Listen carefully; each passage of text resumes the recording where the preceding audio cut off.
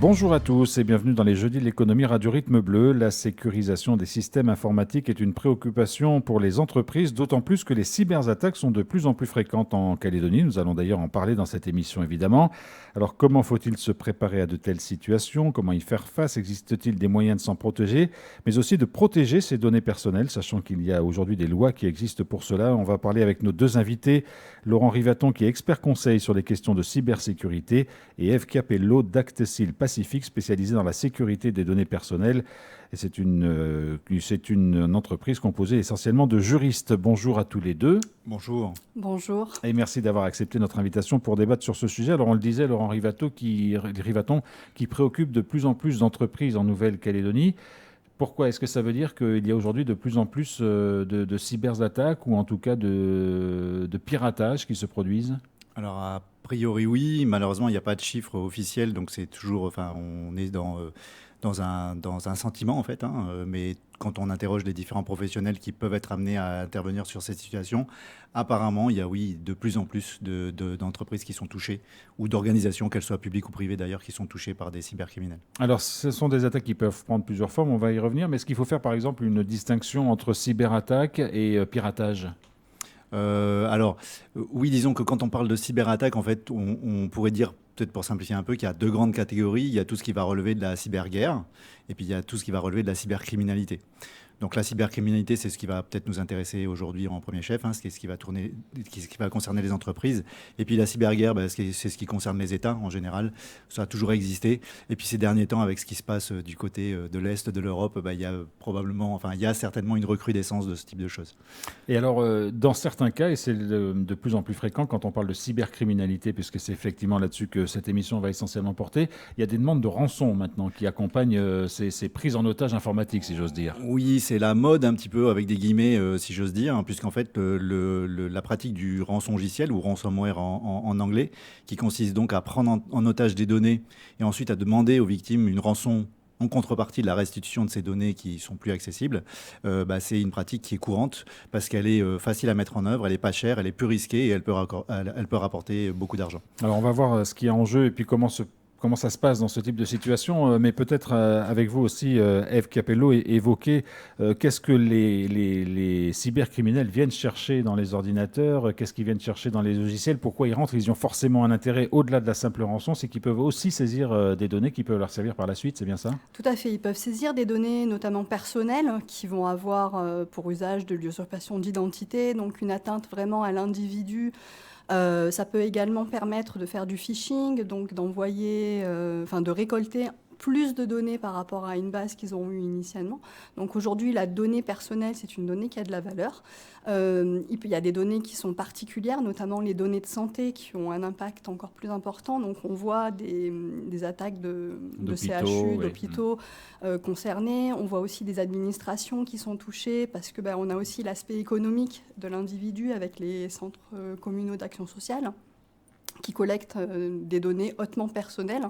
Et plus on a d'informations sur l'individu, plus on pourra en fait agir potentiellement à son encontre ou auprès d'administrations, de demandes de crédit ou autres sur ce sujet. Alors quand on parle de données personnelles, c'est des données qui parfois peuvent être inhérentes à l'activité de l'entreprise, mais ça peut être aussi des données que les salariés mettent sans s'en rendre compte forcément dans un tel ou tel fichier. C'est vraiment ces deux aspects-là? En fait, on est vraiment sur la donnée qui est collectée par l'entreprise ou l'administration dans sa mission, dans son objectif. Donc, il y a une finalité qui est définie.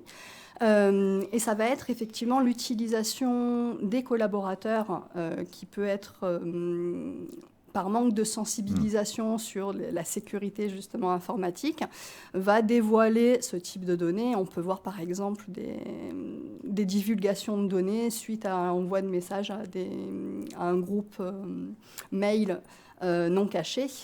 Donc cette utilisation pourrait avoir effectivement un impact sur la personne concernée.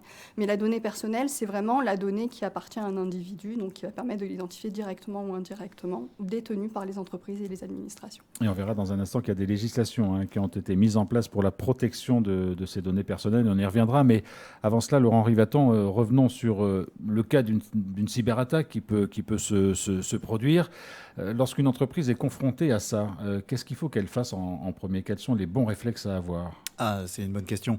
Le premier réflexe, c'est de lever les bras au ciel et d'écrire au secours, au secours. Non, je plaisante Non, évidemment. surtout, restons calmes. Voilà, restons calmes. Là, vraiment, la toute première chose à faire, je ferai le parallèle avec quelque chose après, c'est empêcher la contagion.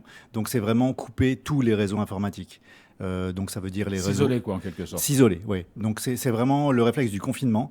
On a vu ça avec la crise Covid-19, hein, donc il y a eu des confinements un peu partout parce que c'était la seule solution raisonnable à un moment donné. Un autre parallèle qui peut être donné, c'est quand on fait de la lutte contre l'incendie. Quand il y a un incendie, évidemment, on va faire en sorte que l'incendie ne se déclenche pas, hein, mais s'il se déclenche, souvent, la première chose à faire, c'est éviter que le feu se propage. Donc là, c'est vraiment ça qu'il faut faire, couper tous les réseaux pour qu'il n'y ait pas de contagion et limiter les dégâts, en fait. Hein. Et une fois qu'on a fait ça? Une fois qu'on a fait ça, on peut respirer parce qu'on sait que ça ne va pas se propager au-delà. Les dégâts ne vont pas être plus importants que ce qui a déjà été fait. Ensuite, il faut se poser, réfléchir et voir quelles sont les priorités. Qu'est-ce qu'on va redémarrer en premier? Qu'est-ce qu'on va soigner en premier? Il y a il y a vraiment un process qui doit se faire de manière rationnelle et pas dans l'émotion.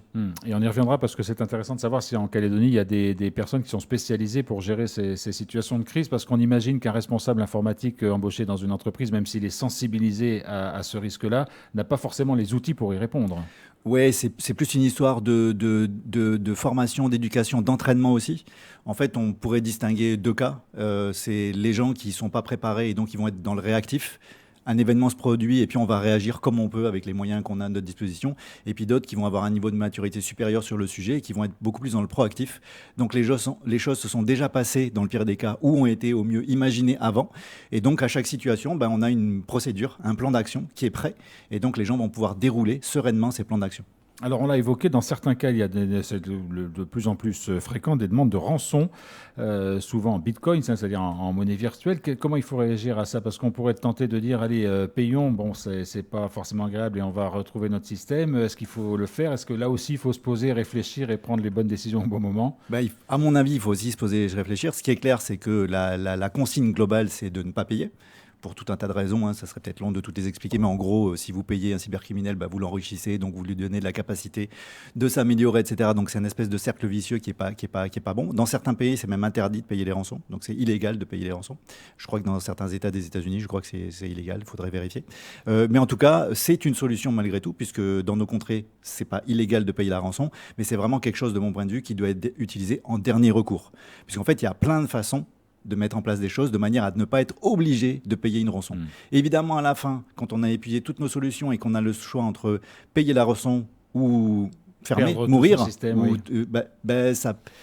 C'est pas une bonne solution, mais ça peut être la moins pire des solutions pour essayer de résister, de continuer, quoi. Sachant que ça peut être aussi un jeu de la part des cybercriminels de dire ça y est, ils ont payé une partie, on va pas tout rétablir, on va demander encore une rançon supplémentaire. Si j'ai payé, je suis solvable, et donc du coup, comme je suis un cybercriminel et que du coup le respect de la loi c'est pas forcément mon fort, hein, fatalement, rien ne m'empêche de demander une deuxième rançon, puis une troisième, puis une quatrième, et c'est sans fin. Alors Eve Capiello, on le disait, il y a aujourd'hui une législation qui existe sur la protection des données personnelles en Nouvelle-Calédonie. Quelle est-elle? Est-ce qu'elle s'applique suffisamment partout? Est-ce qu'il y a des manquements selon vous? Enfin voilà, quel état des lieux vous pouvez dresser? Donc, c'est la loi informatique et liberté dans sa nouvelle version qui intègre le RGPD, qui est applicable depuis le 1er juin 2019. Elle a pour but de permettre aux entreprises et aux administrations de traiter de la donnée à caractère personnel tout en garantissant normalement le niveau de sécurité adéquat en fonction de sa sensibilité. Et donc garantir aux consommateurs, clients, administrés, citoyens, une transparence sur l'usage qui va être fait et également de pouvoir exercer leurs propres droits en fait, sur la donnée. Il faut noter que cette législation est venue mettre en avant une obligation pour les organismes qui sont notamment de notifier à la CNIL, la Commission nationale de l'informatique et liberté, dans un délai de 72 heures à partir de la connaissance de la violation de données, de faire justement une notification de violation de données en expliquant quels sont les faits, quelles sont les mesures prises pour corriger. La CNIL derrière, ça lui permet de tenir aussi un tableau et de savoir quels sont les points à améliorer, notamment dans les actions de sensibilisation des utilisateurs et des organismes. Ce qu'on peut voir, c'est que la violation de données, c'est assez large, ce n'est pas que la partie piratage informatique, mais c'est vraiment en fait toute perte de disponibilité, de confidentialité et d'intégrité de la donnée. Donc une modification de la donnée par un utilisateur, un employé qui viendrait modifier plusieurs fichiers, on rentre dans une perte d'intégrité et donc normalement une notification doit être faite également. Mais concrètement, quelles sont aujourd'hui les obligations des entreprises en la matière ? Les obligations, c'est d'être responsable en matière de protection des données, c'est-à-dire qu'ils doivent documenter les actions qu'ils mènent sur les différentes données à caractère personnel par le biais d'un registre de traitement, premièrement. Donc c'est un peu l'architecture, la colonne vertébrale de la conformité au RGPD. Ils doivent informer les personnes de l'usage de la donnée, définir des durées de conservation et bien évidemment mettre en place des mesures de sécurité adéquates à la sensibilité de la donnée. Donc ça, c'est vraiment stipulé dans les textes, cette obligation de réfléchir sur des mesures logiques, mais également organisationnelles. Donc le fait de sensibiliser les collaborateurs sur la sécurité informatique et sur le RGPD dans ses grandes lignes, ça rentre aussi dans la documentation et la responsabilisation. Est-ce que le niveau, Laurent Rivaton, en Nouvelle-Calédonie, des entreprises par rapport à cette réglementation dont on comprend qu'elle est essentielle, notamment en cas de piratage ou de cybercriminalité, est suffisant ? Est-ce qu'il y a des formations à mettre en place ? Est-ce qu'il faut accompagner, développer ? Ça, c'est une bonne question, ça. Alors, c'est difficile de répondre. Il y a peut-être plusieurs niveaux de réponse. Parce qu'en fait, dans le RGPD, il y a une partie qui est plutôt juridique avec tout un tas d'éléments à rajouter dans les contrats, par exemple, qui va préciser les responsabilités des uns et des autres. Donc ça, c'est peut-être plutôt Eve qui pourra le dire de son expertise, de son expérience, si la plupart des structures sont à peu près à jour. Enfin, si on est dans une démarche de progrès ou s'il y a encore beaucoup de boulot à faire. Donc il y a cette partie-là qui est vraiment une partie, c'est les textes en fait, hein, c'est de l'écrit. Et puis tout ça, ça doit se traduire souvent par des choses dans le concret, dans le réel, des applications pratiques pour que ces mesures, elles soient efficaces. Si je dis dans un contrat que je vais protéger les données personnelles de mes clients, ça doit, sur le terrain, se décliner en mesures de sécurité réelles, qu'elles soient organisationnelles ou techniques. Mais si on ne le fait pas, du coup, on dit qu'on protège, mais on ne le fait pas. Et là, sur ce plan, le niveau, il est plutôt, allez, on va être sympa, moyen. En tout cas, il est très variable. Et ce qu'on observe, c'est qu'il y a certaines organisations qui sont soumises à des contraintes réglementaires, normatives, des contraintes de groupe, des choses comme ça, où du coup, on va être obligé on va le faire parce qu'on est obligé, on n'a pas d'autre choix. Et puis, il y a tous les autres sur lesquels les contraintes finalement de faire sont pas suffisamment fortes pour que le pas soit franchi en fait. Eve Capello, alors Alors par rapport à la partie relations contractuelles, ça commence à s'améliorer, on va dire. Il y a un cercle vertueux qui est en train de se mettre en place. Donc c'est un moyen plus alors. Bon, on va revenir à ce que disait Laurent Rivaton. Les entreprises, administrations qui font appel à des sous-traitants justement concernant leurs données commencent à encadrer les relations. Toutefois, effectivement, on est sur l'effectivité de ces clauses. Dans les relations avec les sous-traitants, on peut mentionner justement des audits à réaliser. Maintenant, voilà, le passage à l'action sur l'audit du sous-traitant pour vérifier les mesures n'est pas encore mis en place, mais on voit une amélioration, en tout cas dans l'idée de sécuriser la donnée. Oui, mais ça devient une préoccupation parce que chacun aujourd'hui sait qu'il peut être confronté. Il y a quelques années encore, le piratage ou la cybercriminalité n'était pas une pratique relativement répandue. Aujourd'hui, on s'aperçoit qu'elle l'est. Donc ça incite tout le monde à se mettre en règle et à faire les choses le mieux possible, en fait. C'est ça, le fameux cercle vertueux, effectivement. Le fameux cercle vertueux. Laurent Rivaton, on sait que le tissu économique calédonien est très divers. On n'a évidemment pas de statistiques sur les cyberattaques en Calédonie. Quelle que soit la taille de l'entreprise, le risque existe. Alors on imagine que les entreprises un peu plus grosses, qui ont des systèmes, qui ont des directions, des systèmes informatiques, etc., arrivent peut-être à se prémunir mieux que la personne qui est toute seule, qui fait sa comptabilité et qui n'a pas forcément les bons réflexes. Alors normalement oui, en tout cas sur le papier on pourrait dire que oui, c'est tentant de dire oui parce que simplement les grosses structures elles ont plus de moyens et donc humains, ressources diverses et variées, financières ou autres, et que donc elles vont être mieux à même de mettre en place les mesures de sécurité qui vont bien, alors que quand on est tout seul ou qu'on est une toute petite entreprise calédonienne et qu'il y a 5 salariés par exemple, c'est compliqué d'avoir des compétences pour les différents sujets, c'est compliqué même de s'occuper de ça parce qu'on a autre chose à faire, il faut faire tourner la boîte et puis voilà, tous ceux qui nous écoutent et qui sont dans ce cas-là comprennent bien, je pense, de quoi je parle. Et donc, du coup, ça passe après, parce que on est dans la gestion de risque, donc on n'est pas dans l'immédiateté. L'immédiateté, ça va être de rentrer de l'argent pour payer les factures, pour payer les salaires, etc. Et donc, le risque qu'on a de peut-être avoir un problème avec un cybercriminel, il vient après, parce que de toute façon, il n'est pas immédiat. Donc, on est vraiment dans des choses qui sont très humaines, finalement, et qui sont très compréhensibles. C'est pour ça que moi, je dis souvent aux gens, vous êtes victime, vous êtes que victime, et puis c'est pas de votre faute. Enfin, voilà, c'est pas de votre faute, même si vous avez été imprudent. Il faut pas non plus rajouter des trucs et s'autoflageller. Enfin, voilà, il y a cette dimension-là. On est tous comme ça, et on va avoir tendance à repousser au lendemain les choses qui nous paraissent pas être de l'urgence immédiate. Donc oui, les gros, a priori, ont plus de capacité à faire. Cela dit, on se rend compte que parfois, dans des grosses structures, l'essentiel n'y est pas. Alors, il y a plusieurs cas de figure, on l'a évoqué, pour se prémunir de telles attaques.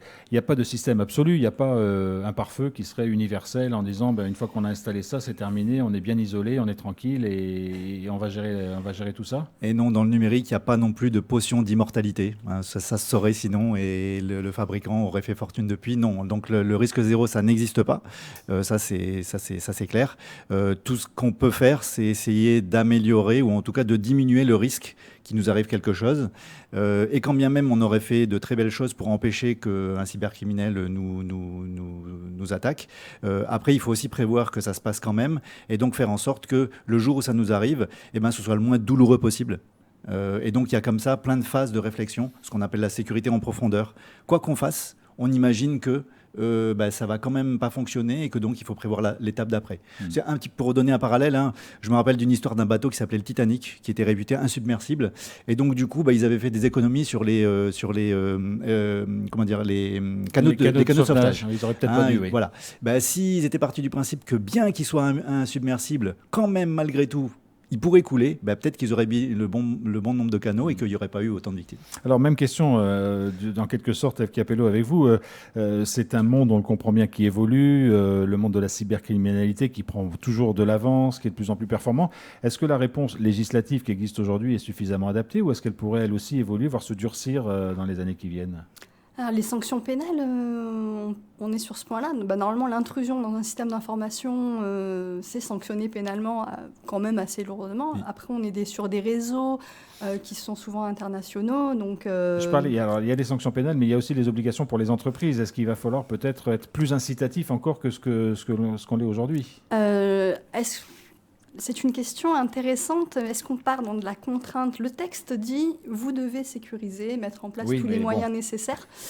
Maintenant, dans la sanction, je ne sais pas s'il faut partir réellement en sanctionnant celui qui est victime, mais plutôt en réfléchissant en amont sur le risque de la possibilité de la donnée personnelle, les risques qui découlent notamment de risques cyber, et essayer de mettre les moyens en place en interne. Donc promouvoir des actions de sensibilisation plutôt que des actions de sanction. Moi, j'ai plutôt cette vision-là. Donc, ça serait d'appliquer déjà le texte comme il est aujourd'hui, qui va dire on sensibilise tous les collaborateurs. Dès qu'on a un nouvel arrivant, on suit la charte informatique, les bonnes règles justement en matière d'utilisation du système d'information, et surtout des couches et des couches de sensibilisation, et pourquoi pas de tests sur des petites actions de... Alors, il y a des entreprises qui le font, qui organisent des tests auprès de ses salariés. Personne n'est au courant pour voir justement comment les gens réagissent et après en tirer les enseignements. Ça, c'est une bonne pratique, selon vous. C'est une très bonne pratique, effectivement. Laurent Rivaton, il n'y a pas de statistiques aujourd'hui en Calédonie sur les cyberattaques. Est-ce que ce serait bien que toutes les entreprises, les sociétés qui sont victimes de ces cyberattaques se signalent? Est-ce qu'il y a un lieu où on pourrait regrouper les choses pour voir un peu comment les choses évoluent? Ah oui, ça serait bien parce ça que du coup, pas aujourd'hui. Aujourd'hui, il y a quand même des obligations dans le cadre du RGPD et donc de la loi informatique et liberté. Quand une entreprise aujourd'hui, Scadiev, constate qu'il y a une fuite de données personnelles, elle a l'obligation de le déclarer à la CNIL. Alors, c'est pas toutes les données, c'est uniquement les données personnelles, mais enfin, ça fait quand même du volume. Et puis parfois, quand il y a des fuites de données, il y a pas que des données personnelles, mais il y a quand même des données personnelles. Donc, c'est difficile de dire, non, là, on m'a pris que des données qui ne sont pas des données personnelles, donc je déclare rien, c'est toujours très compliqué. Donc, il y a quand même cette obligation-là. Néanmoins, ce qu'on constate sur le terrain, c'est que de toute façon, toutes ces victimes, elles commencent par se sentir coupables, elles n'ont pas envie de parler du fait qu'elles ont été victimes, c'est quand même pas très agréable de ressasser ce genre de trucs, et donc au mieux, aujourd'hui, on voit qu'il y a du dépôt de plainte et encore, parfois, il n'y a même pas de dépôt de plainte. Donc, le chemin est long pour faire comprendre aux victimes qu'elles sont victimes et que donc, nous, globalement, on doit les voir comme des victimes et donc les accompagner comme des victimes, pas leur dire en première intention, bah ouais, mais t'as subi une cyberattaque, mais t'as même pas fait ta sauvegarde ou t'as même pas d'antivirus. Enfin voilà, si on commence par ces discours-là, on voit bien que ça va pas améliorer les choses. Donc il y a tout un environnement de bienveillance à mettre en place de la part de tout le monde autour de ça pour encourager les victimes à se signaler. Et peut-être que là, on y verra un peu plus clair sur la réelle portée de tout ça. Par contre, il y a quand même des études qui sont menées au niveau international. Hein. J'avais noté pour préparer ce dossier qu'aujourd'hui, les pertes qui sont attribuées aux cyberattaques, en 2023, c'était estimé à 8 000 milliards de dollars dans le monde. Donc, c'est quand même pas rien du tout, quoi. Donc, c'est énormément d'argent. Alors, c'est toutes les pertes, hein, éventuellement les rançons, mais aussi le coût des indisponibilités des systèmes. Quand une entreprise est obligée de fermer pendant plusieurs jours parce qu'elle ne peut pas fonctionner, parce qu'elle n'a pas de système d'information, ça a un coût. C'est le coût des réparations, c'est le coût global. Hein, donc, c'est quand même des sommes qui sont monstrueuses. Et donc, on se dit qu'il y a quand même un truc à faire, quoi. Alors, il faut, pour aborder la dernière partie de cette émission, parler de ce qui est en train de se mettre en place, parce que c'est des attaques qui sont de plus en plus fréquentes. Ça requiert pour les entreprises des connaissances ou des formations de plus en plus poussées, de plus en plus pointues. Est-ce qu'il y a nécessité aujourd'hui à développer finalement cette filière qui pourrait être une filière de secours, de venir en aide aux entreprises en difficulté? Est-ce que les entreprises vont recruter des personnes spécialisées? Enfin, est-ce que vous sentez que, on ne va pas parler d'une diversification de l'économie parce que ce serait un peu exagéré dans le contexte actuel, mais est-ce qu'il y a vraiment des choses qui peuvent progresser en Calédonie de ce point-là? Moi, je suis d'accord pour parler de diversification grâce à ça. Oui, je peux comprendre. Alors, il est clair qu'aujourd'hui, il y a une pénurie mondiale de ressources humaines compétentes sur le sujet. En 2022, c'était estimé à 3 400 000 personnes dans le monde. En 2023, c'est 4 millions. Donc, ça veut dire que le nombre de postes non pourvus augmente année après année. Donc le besoin, il est gigantesque. Et c'est normal puisque la pression, elle augmente et les besoins augmentent en matière de sécurité. Alors la question, c'est est-ce qu'en Nouvelle-Calédonie, on peut développer de l'activité économique autour de ça, sachant que le manque touche aussi la Nouvelle-Calédonie. Moi, je suis absolument persuadé que oui. C'est une idée que je défends depuis quelques années maintenant. Et à titre personnel, j'investis aussi beaucoup là-dedans. Donc moi, je pense très sincèrement que non seulement on peut créer de l'emploi et de la richesse sur le sujet, mais qu'en plus, si on prend vraiment le problème à bras-le-corps et qu'on fait les efforts qui vont bien, donc on a la volonté d'aller dans cette direction, on peut même créer des gisements de business et d'emploi pour exporter ce savoir-faire autour de nous. Parce qu'en fait, partout, on manque de ressources humaines. Donc on pourrait très bien mener des dossiers en Australie, à Fidji, au Vanuatu, enfin partout dans la zone. Mais le besoin s'est accru au niveau mondial. Le besoin s'accroît d'année en année. Aujourd'hui, il n'y a pas de solution apparemment qui a été trouvée pour combler le manque de ressources humaines sur le sujet. Et du côté juriste, est-ce qu'il faut aussi se spécialiser, faire des choix plus poussés au niveau de ses études? Enfin, est-ce qu'il y a des orientations à prendre? Est-ce que ça peut être une spécialité de plus en plus? Alors c'est une spécialité, il y a des diplômes universitaires, il y a des masters également qui sont spécialisés sur le sujet. Malheureusement sur le territoire, c'est pas le cas. Donc c'est la métropole. Et donc aujourd'hui on peine quand même à avoir des ressources aussi en tant que délégué à la protection des données. Il y a besoin de monter en compétence vraiment sur le sujet aussi, sur la partie juridique. Donc j'invite les juristes encore en études à penser à ce sujet-là, qui est un sujet passionnant. Voilà, donc il y a de quoi faire et des possibilités de formation dans ce monde de la cybercriminalité, enfin pour lutter contre la cybercriminalité. C'est ça. Qui peuvent encore se développer. Merci beaucoup à tous les deux d'être venus dans cette émission pour nous parler de ce sujet qui préoccupe, on le sait, de plus en plus d'entreprises qui peuvent y être confrontées. Et puis c'est une émission qui, comme chaque jeudi, sera disponible en réécoute sur notre site internet dans quelques instants. Merci à tous les deux et bonne journée à tous. Merci à vous. Pour l'invitation. Au revoir.